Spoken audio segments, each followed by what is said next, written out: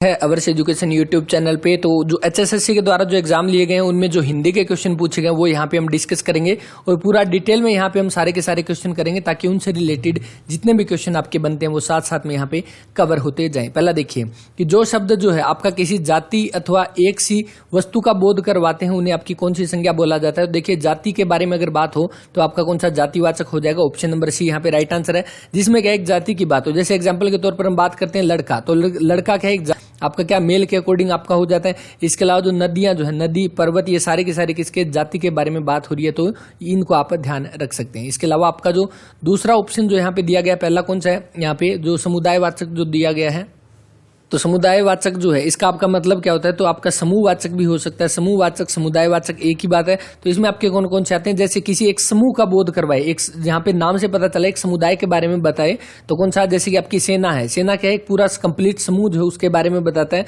जैसे आपका क्या है पुस्तकालय, पुस्तकालय जो है आपका ये रहेगा, इसमें आपका क्या है एक यानी एक पुस्तक को छोड़कर कंप्लीट काफी सारी बुक के बारे में यहाँ पे यानी कि एक समूह के बारे में बताया जा रहा है तो ये आपका पुस्तकालय हो जाएगा समूहवाचक में। इसके अलावा कौन सा एक आयोग जो बना होता है, इसके अलावा समिति जो बनती है, सारे के सारे क्या हो जाएंगे तो एक समूहवाचक में या समुदायवाचक में आ जाएंगे, तो दोनों एक ही बात रहेगी। उसके बाद नेक्स्ट देखिए भाववाचक जो दिया गया है, तो भाववाचक यानी कि किसी पदार्थ जो है कोई भी आपके सामने पदार्थ जो होगा उसके गुण दोष धर्म दशा आदि जो है इनके बारे में बोध करवाए।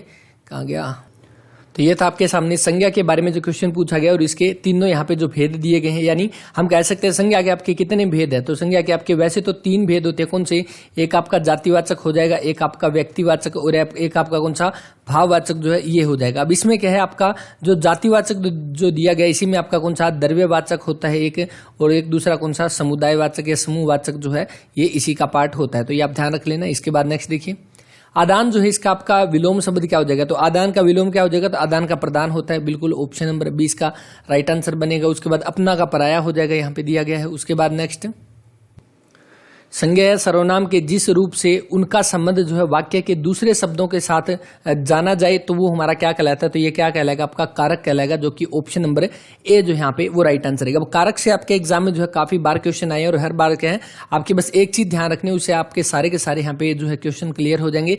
तो देखिए संज्ञा सर्वनाम के जिस रूप से उसका संबंध जो है वाक्य के दूसरे शब्दों के साथ किया जाए तो उसे कारक कहते हैं। ये तो हमारा हो गया क्वेश्चन।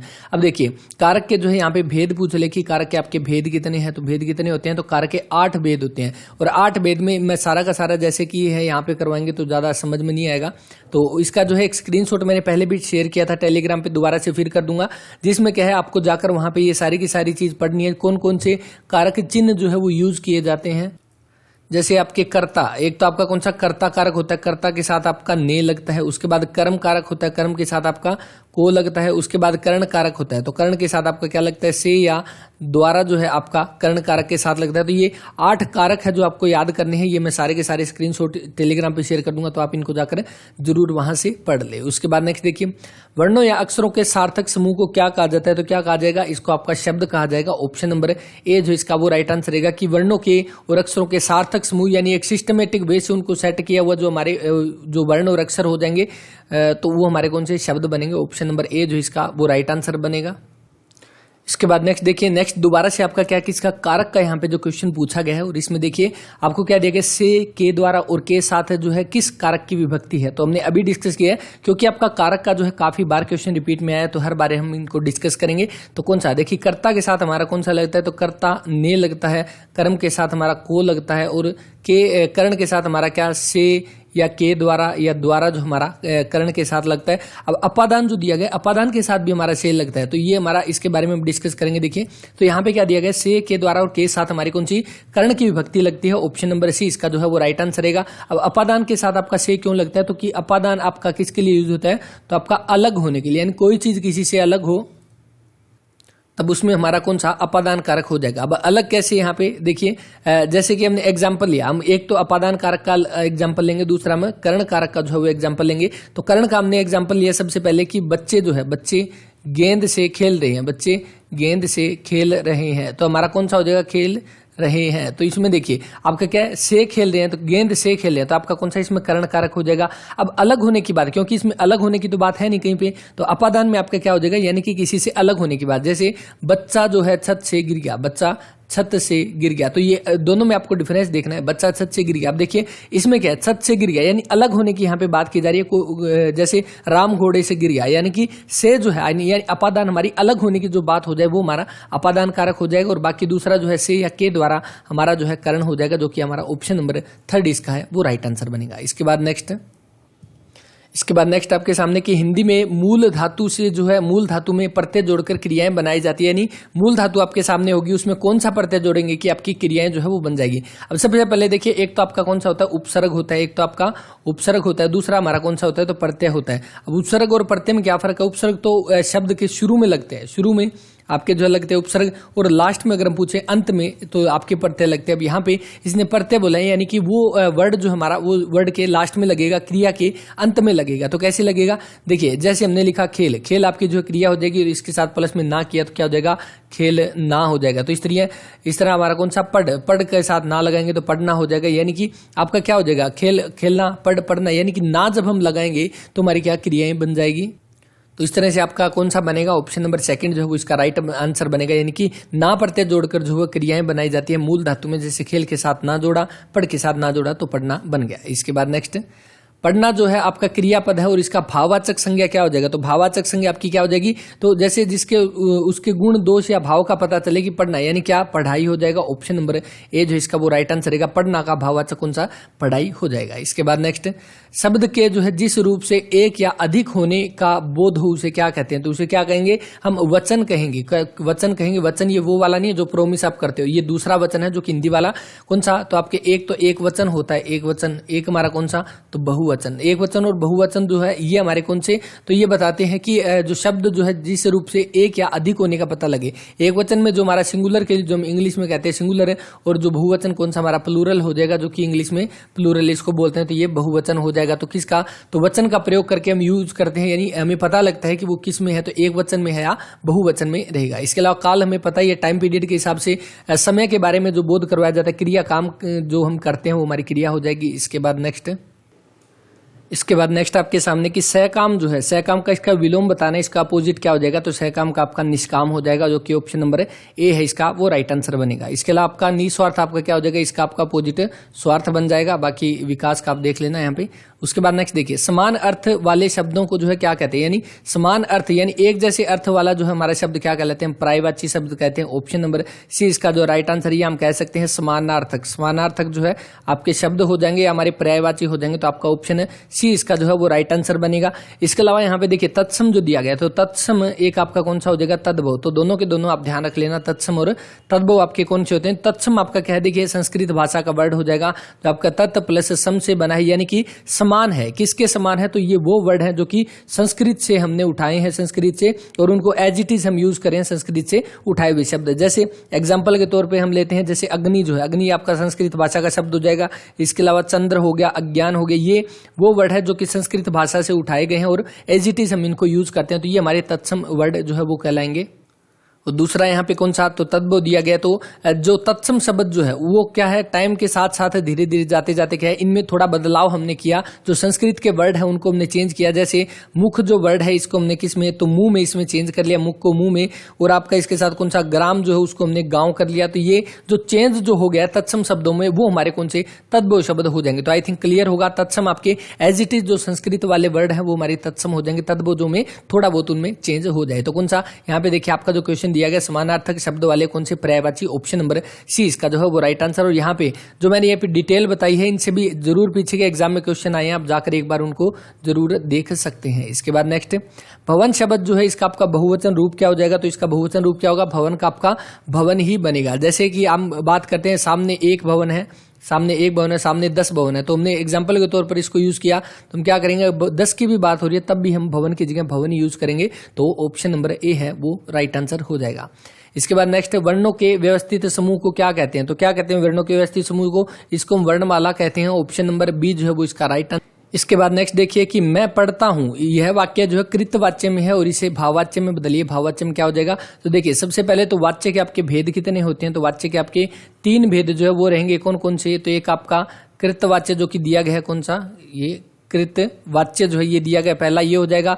दूसरा हमारा कौन सा हो जाएगा, एक आपका यहाँ पे जो भाववाच्य जो दिया गया है, वाच्य जो यहाँ पे दिया गया है, और इसके साथ ही तीसरा कौन सा, तो एक आपका कृतवाच्य हो जाएगा, एक आपका कौन सा कर्मवाच्य। तो ये तीन आपके जो है वाच्य है, जो कि एग्जाम में अगर पूछ ले कि वाच्य के कितने प्रकार होते हैं तो ये तीन प्रकार हो जाएंगे। अब यहाँ पे देखिए मैं पढ़ता हूँ, ये आपका कौन सा है, तो कृतवाच्य है। जैसे कृतवाच्य का और एग्जाम्पल लें कि मैं पढ़ता हूँ, इसके साथ ही वह जो है बाजार जा रहा है, ये आपका कृतवाच्य का उदाहरण हो जाएगा, एक यहाँ पे दे ही रखा है। इसको भाववाच्य में बदलना है तो कौन सा हो जाएगा, मुझसे पढ़ा जाता है। तो कौन सा, ऑप्शन नंबर बी जो है वो इसका राइट आंसर रहेगा। मैं पढ़ता हूँ, इसका भाववाच्य यानी भाववाच्य बनेगा मुझसे पढ़ा जाता है।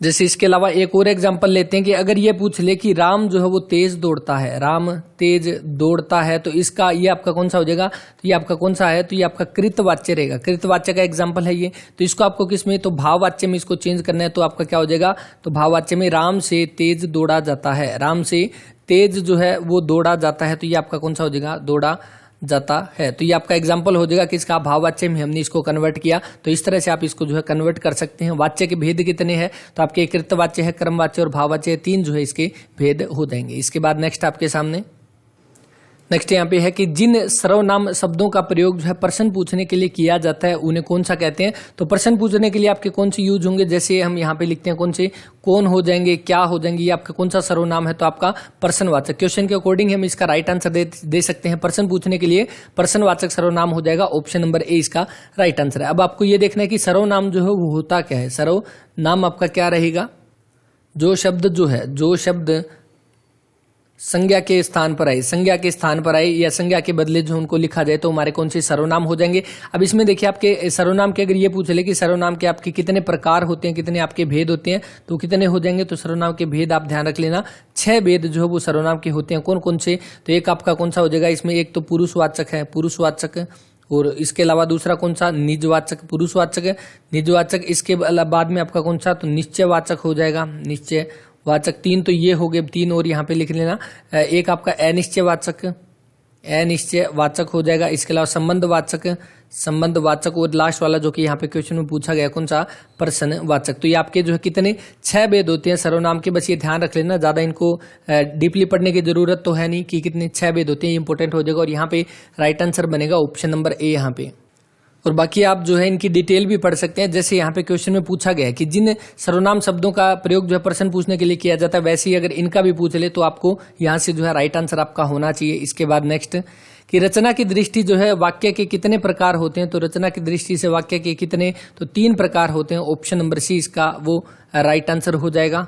और ये 3 प्रकार कौन कौन से हैं, तो 3 प्रकार हो जाएंगे। कौन कौन से, तो ये एक आपका हो जाएगा रूढ़ शब्द हो जाएगा। दूसरा कौन सा, पहला हो गया रूढ़ शब्द, दूसरा हमारा कौन सा, तो यौगिक शब्द हो जाएगा, यौगिक शब्द। और तीसरा हमारा कौन सा हो जाएगा, तो योग रूढ़ शब्द जो है ये हमारा तीसरा हो जाएगा। तो ये रचना की दृष्टि से आपका यहाँ पे पूछा गया 3 भेद हैं, तीनों के तीनों आपके ये वाले हो जाएंगे। इसके बाद देखिए नेक्स्ट आपके सामने वाक्य में जहां पर अल्प विराम की अपेक्षा जो है कुछ अधिक देर रुकना पड़े तो वहां पे आपका किस चिन्ह का प्रयोग किया जाता है। तो कौन सा हो जाएगा, अर्ध विराम हो जाएगा, ऑप्शन नंबर बी यहाँ पे। अब देखिए इस क्वेश्चन से आपका जो है क्वेश्चन एग्जाम में कई बार क्वेश्चन पूछा गया और वो क्या क्या था। तो एक बार देखिए यहाँ पे अल्प विराम से थोड़ा अधिक रुकना हो तो तब हम किसका, तो अर्ध विराम का यूज करते हैं। और अर्ध विराम जो है आपका इसका जो सिंबल क्या होता है अर्ध विराम का, तो ये हमारा जो है इसका सिंबल होता है। और जो यहाँ पे अल्प विराम जो दिया गया है तो अल्प विराम में हम जो है कोम्मे का यूज करते हैं, कोम्मा यूज करते हैं। और अर्ध विराम में आपका इस तरह का साइन जो है वो यूज किया जाता है। अब आपके एग्जाम में क्या क्वेश्चन पूछा गया था, तो एक आपका जो है कोष्टक से जुड़ा हुआ क्वेश्चन पूछा गया था। कोष्टक का आपका जो है सिंबल क्या हो जाएगा, तो इसको हम किससे डिनोट करते हैं, तो इसको इस तरह से आपका जो है कोष्टक सा बना होता है उससे डिनोट करते हैं। इसके अलावा आपका लाघव चिन्ह का पूछा गया था। लाघव चिन्ह कौन सा होता है, तो जो हम किसी को शॉर्ट फॉर्म में लिखने के लिए यूज करते हैं। जैसे स्वर्गीय अगर किसी का नाम है तो क्या लिखते हैं, इसमें स्व लिखते हैं। तो ये हमारा कौन सा, ये हमारा लाघव चिन्ह होता है। तो ये एग्जाम में आपका पूछा गया था। तो अब टेलीग्राम पर आप जाकर देखोगे तो आपको 2 चीज वहां पे मिलेगी। एक तो मैंने आपको पहले बताया था जो स्क्रीनशॉट जो कि कारक से जुड़ा हुआ था, और एक दूसरा आपका जो है चिन्ह से जुड़ा हुआ। ये दोनों के दोनों जो है आज शेयर कर दिए जाएंगे। आप जाकर वहां से है ये दोनों के दोनों पढ़ सकते हैं। ये दोनों आपके लिए एग्जाम के पॉइंट ऑफ व्यू से इंपॉर्टेंट रहने वाले हैं। इसके बाद नेक्स्ट देखिए कि युवा वर्ग जो है, युवा शब्द यहाँ पे दिया गया, इसका बहुवचन रूप क्या होगा। तो बहुवचन रूप हमने अभी पढ़ा कि एक वचन बहुवचन जिससे क्या है संख्या का हमें बोध हो कि वो कितनी है, एक है या ज्यादा है, सिंगुलर प्लूरल। तो आपका युवा के यहाँ पे पूछा गया। तो युवा का हम क्या करेंगे, युवाओं नहीं करेंगे, युवा गण नहीं करेंगे। तो युवा वर्ग जो है इसमें यूज किया जाएगा कौन सा, ऑप्शन नंबर बी यहाँ पे। युवा का बहुवचन रूप कौन सा, युवा वर्ग हो जाएगा। जैसे कि एग्जाम्पल के तौर पर हम देखें, जैसे अध्यापक जो दिया गया, अध्यापक का बहुवचन अगर पूछे तो अध्यापकों नहीं होगा, इसका क्या होगा, अध्यापक गण हो जाएगा अध्यापक गण जो इसका हो जाएगा। इसके अलावा आपका कौन सा, जैसे मित्र, तो मित्र का मित्रों नहीं आएगा जो मोदी जी बोलते हैं, यहाँ पे क्या आएगा, मित्र वर्ग आएगा। मित्र वर्ग तो ध्यान रखना है, मित्र का हमारा मित्र वर्ग, युवा का युवा वर्ग हो जाएगा। श्रोता का अगर पूछ ले तो श्रोता का आपका श्रोता गण हो जाएगा। तो ये आपके बहुवचन रूप श्रोता गण हो जाएगा। तो ये कुछ एक बहुवचन रूप है जो आप याद रख सकते हैं। तो कौन सा, ऑप्शन नंबर सेकंड इसका जो है वो राइट आंसर रहेगा। इसके बाद यहाँ पे देखिए आय का जो है विलोम शब्द पूछा गया, तो आय का क्या हो जाएगा, आय का व्यय हो जाएगा। Option number A right answer. लेना का देना ये वैसे ही आपस में अपोजिट हो जाएंगे। इसके बाद नेक्स्ट, डैश शब्द ऐसे हैं जिन्हें एक ही शब्द का 2 बार प्रयोग हुआ हो। तो ऐसे कौन से शब्द है जिनमें क्या है, एक ही शब्द का 2 बार प्रयोग हो, तो कौन सा आपका पुनरुक्त शब्द हो जाएंगे। ऑप्शन नंबर बी जो इसका वो राइट आंसर बनेगा। अब यहाँ पे इनको देखते हैं। एग्जाम्पल के तौर पर अगर हम यहाँ पे देखें, एग्जाम्पल आपका क्या हो जाएगा, हम कह सकते हैं उदाहरण। हिंदी की बात करें तो उदाहरण हमारा क्या हो जाएगा यहाँ पे, तो देखिए जो एक शब्द का 2 बार प्रयोग हुआ हो, जैसे कि हम कहते हैं बार बार, किसी चीज के बारे में कहते हैं कि हमने बार बार इस चीज को पढ़ा, यानी देख सकते हैं एक शब्द का 2 बार प्रयोग हुआ है, तो कौन सा आपका पुनरुक्त शब्द हो जाएगा। जैसे हम कह सकते हैं जाते जाते, हमने जाते जाते ये खाया या वो खाया जो भी है, तो जाते जाते एक शब्द 2 बार यहाँ पे प्रयोग हुआ है। इसके अलावा खेलते खेलते, ये यानी कि एक वर्ड जो है 2 बार यूज हुआ, तो हमारा कौन सा पुनरुक्त शब्द, या हम कह सकते हैं पुनरुक्ति हुई है, उसकी ऑप्शन नंबर बी जो है वो इसका राइट आंसर बनेगा। इसके बाद नेक्स्ट देखिए, नेक्स्ट आपके सामने दिया गया कि ये जो आपके सामने व्यंजन दिए गए हैं, इनमें आपका जो कौन से व्यंजन है, इनमें से आपको ये बताना है। अब सारे के सारे हम यहाँ पे डिस्कस करेंगे। देखिए ये जो आपके सामने जो दिए गए हैं, ये अणे अणे न मैं, तो किससे, ये आपके नासिक से, यानी कि नाक से जो है बोले जाते हैं, नासिका से बोलने वाले आपके कौन से वर्ड हो जाएंगे, तो कौन से व्यंजन हो जाएंगे, तो आपके कौन से नासिकीय व्यंजन हो जाएंगे। ऑप्शन नंबर जो सेकंड है यहाँ पे वो राइट आंसर बनेगा। इसके अलावा आपका एग्जाम में एक क्वेश्चन अभी पूछा गया था कि ऊष्म व्यंजन से आपका क्वेश्चन आया था कि ऊष्म व्यंजन कौन से है, और शायद उसका एग्जाम्पल दिया गया था। तो इसमें आपका कौन सा बनेगा, तो आपके जो श है, जो श है, ये आपके जो हो जाएंगे व्यंजन, ये आपके कौन से ऊष्म व्यंजन है, यानी कि जिसमें बोलते समय जो है आपके मुंह से क्या है, एक घर्षण और एक कह सकते हैं गर्म हवा जो निकलती है, हम कहते हैं उष्मा जो निकलती है, वो हमारे ऊष्म व्यंजन हो जाएंगे। या इनको कौन सा बोल सकते हैं, तो हम एक संघर्षी व्यंजन में इनको बोल सकते हैं, संघर्षी व्यंजन या उष्म व्यंजन। ये अभी के एग्जाम में आपका जो क्वेश्चन पूछा गया था, तो इसको भी आप याद रख सकते हैं। इसके अलावा संयुक्त व्यंजन, संयुक्त व्यंजन आपके कौन कौन से हैं, तो जो आपके 2 व्यंजनों से मिलकर बने, जैसे आपके क्षय हो गए, इसके अलावा त्रय हो गई, इसके अलावा ज्ञ हो गई, इसके अलावा श्रेय हो गई। तो ये 4 आपके जो संयुक्त व्यंजन है, तो ये भी आप ध्यान रख सकते हैं कि आपका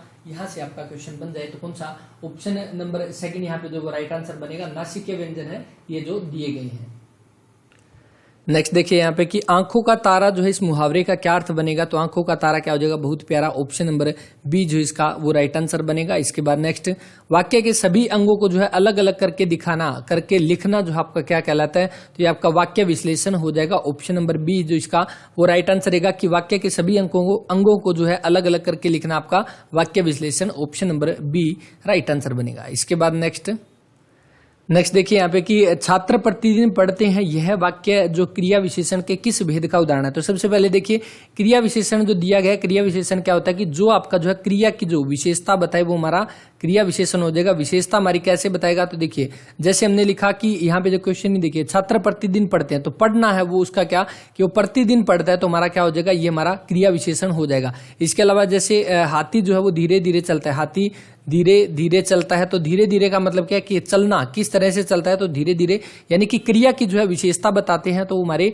क्रिया विशेषण हो जाएंगे। अब यहाँ पे देखिए प्रतिदिन जो दिया गया, तो प्रतिदिन या हम कह सकते हैं कल परसों, प्रतिदिन, रोज, ये आपका किसका हो जाएगा, तो कालवाचक क्रिया विशेषण, यानी जिसमें हम जो है टाइम के बारे में बताते हैं, तो ये हमारा कालवाचक हो जाएगा। दूसरा हमारा कौन सा, परिमाणवाचक जो दिया गया, तो परिमाणवाचक में क्या है, किसी का बहुत, जैसे बहुत, थोड़ा, यानी कि किसी के परिमाण या निश्चित संख्या का जो बोध कराएं वो हमारा परिमाणवाचक में आ जाएगा, जिसमें हम बहुत यूज करें, थोड़ा यूज करें, इसके अलावा लगभग, ये जो शब्द यूज करें तो हमारा परिमाणवाचक में हो जाएगा। स्थानवाचक जो दिया गया, तो स्थानवाचक आपका कौन सा हो जाएगा, जिसमें स्थान का जो है वो बोध करवाया जाए, तो इसके आपका कौन सा हो जाएगा, स्थान का बोध करवाए वो हमारा स्थानवाचक हो जाएगा। बस ये ध्यान रख लेना। क्रिया विशेषण के आपके कितने, तो वैसे कितने भेद होते हैं, तो भेद आपके 4 होते हैं। कौन कौन से, तो एक आपका देखिए यहाँ पे कालवाचक है, परिमाणवाचक, जो स्थानवाचक है, इसके अलावा एक और कौन सा बचेगा, तो रीतिवाचक। ये 4 जो है आपके इसके भेद हो जाएंगे, तो ये आप देख लेना, चारों के चारों इंपॉर्टेंट है आपके एग्जाम के पॉइंट ऑफ व्यू से। इसके बाद और साथ ही यहाँ पे रीतिवाचक जो है ये भी देख लो कि रीतिवाचक आपका क्या होता है, जिसमें क्या है क्रिया के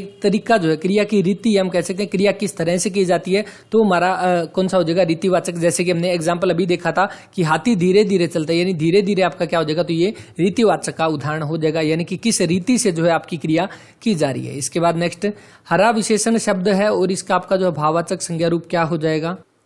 तो हरा अगर विशेषण है तो इसका भाववाचक क्या बनेगा, हरियाली बनेगा। ऑप्शन नंबर सी इसका जो राइट आंसर है। एक आपसे और भी पूछा जाता है कि बूढ़ा का आपका जो है भाववाचक शब्द क्या हो जाएगा, तो बूढ़ा का आपका बुढ़ापा बन जाएगा। बस यहाँ पे देखना है इसकी आपकी जो है जो इसका मात्रा जो वो चेंज हो जाएगी, बाकी बुढ़ापा जो है आपकी इसका भाववाचक संज्ञा हो जाएगा। तो ये भी आप ध्यान इसको रख सकते हैं। इसके बाद नेक्स्ट आपका रहेगा कि जहां उपमेय और उपमान एक रूप हो जाते हैं, अर्थात जहां एक वस्तु को दूसरी वस्तु का रूप दे दिया जाता है तो उनमें जो है कोई भेद नहीं रहता, वह कौन सा अलंकार होता है। तो यहाँ पे देखिए जहां एक वस्तु को दूसरी वस्तु का रूप दे दिया जाता है तो कौन सा आपका रूपक अलंकार हो जाएगा। ऑप्शन नंबर ए इसका राइट आंसर है। अलंकार आपके क्या होते हैं, तो अलंकार आपके जो है वाक्य को सजावट के लिए हम यूज करते हैं अलंकार का।